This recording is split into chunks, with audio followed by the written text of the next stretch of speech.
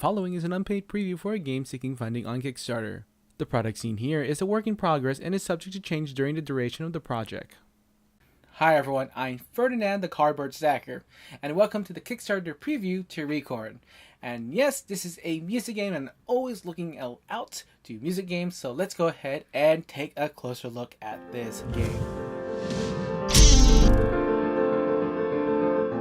RE-CHORD is a game about making chords and scoring points. To win, be the best guitarist by fulfilling chord cards and to have your secret colored pick scored.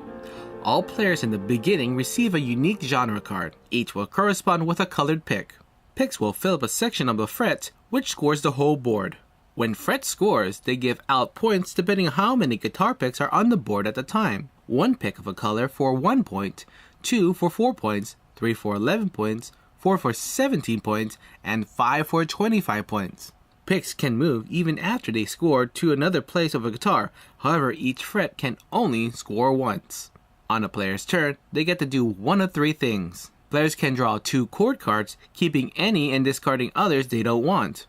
The maximum number of unscored chord cards is 3.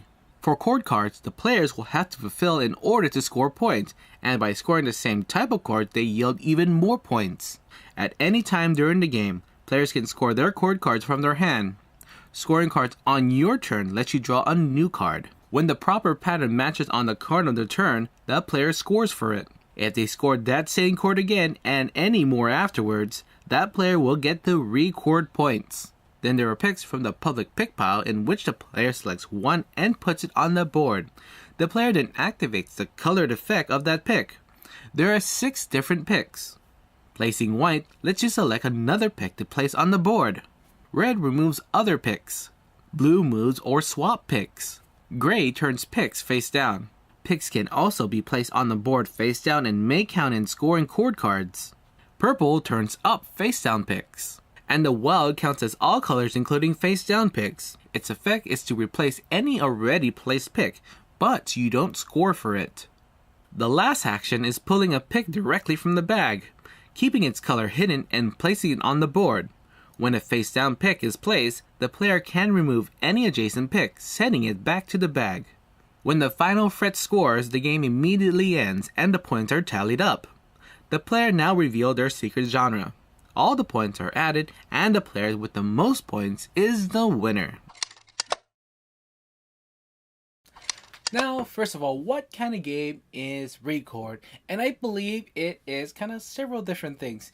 To its heart, it is an action selection game, but you're trying to the point of RE-CHORD is that you're trying to do 2 different scoring things. One for chord cards and one for your secret genre. So chord cards are a way to just like build up points. Hopefully you can grab more of them you can and trying to score off of those and score the same ones. That gives you a lot of more points. The other way is doing secret store scoring with the card you got in the beginning of the game. And while you're trying to get all those score cards, you also want to put picks in there before a fret scores, and that could really rank up points for you. So that's what I think RE-CHORD's all about. Now, one of the things RE-CHORD is going to get compared to is Ticket to Ride. And Ticket to Ride has a lot of similar parallels into it, but I think RE-CHORD does have many things in it that makes it different. First of all, the picks, when you select a pick, it does something else in there, and like the effects of trying to manipulate the board and doing that, it's a lot of strategy of trying to how to go overcome those picks and how to place them and what to pick. The other one is about scoring and how to put those on the board. That's really how the game is played, is that scoring of putting picks, the right picks, and also going for those chord cards. Now, for a game like RE-CHORD, it is best to say that it's going to be a game that you probably want to play multiple times and trying to get those mechanics down and see that all these strategies open up as you go through it. When you're first playing the game, you think most of these tabs will be just a little bit random on what they can do and how they can do it, but as I played the game a bit more, I can see that some of the tabs, like the gray tab, wasn't very fond of for the first time. I was just flipping the card. When I was first playing the game, I wasn't really fond of playing the gray picks because they're just gonna wanted some of the picks down.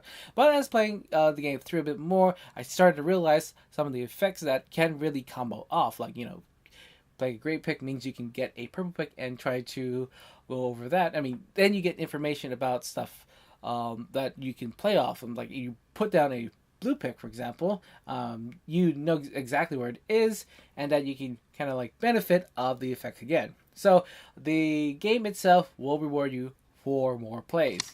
One of the things that do get me in this game is that there's a little bit of a luck value in there, especially in the chord cards. Now for chord cards, as mentioned before, you can score them anytime. And if you do score on your turn, you get to draw another card. If you are lucky, you can get the same pick in there, the same scorecard in there, and then keep playing those and getting more cards.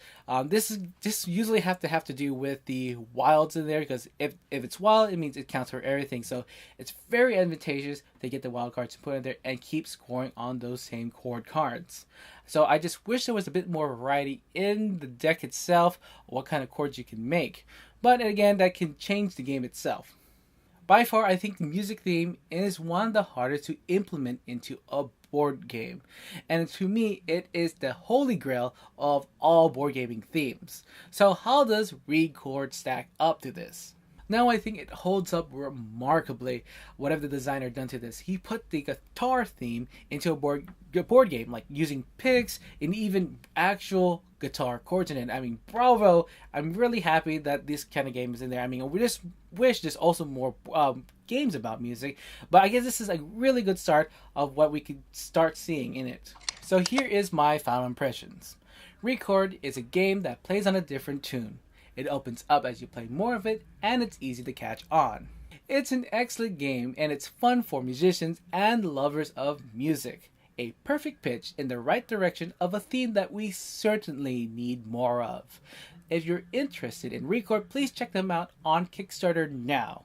I'm Ferdinand the Cardboard Stacker, and remember to keep on stacking games.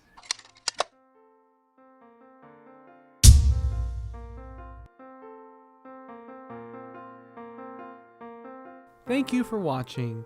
Don't forget to give this video a like and subscribe to my channel for more videos on board and card games. This is the Cardboard Stacker, and remember to keep on stacking games.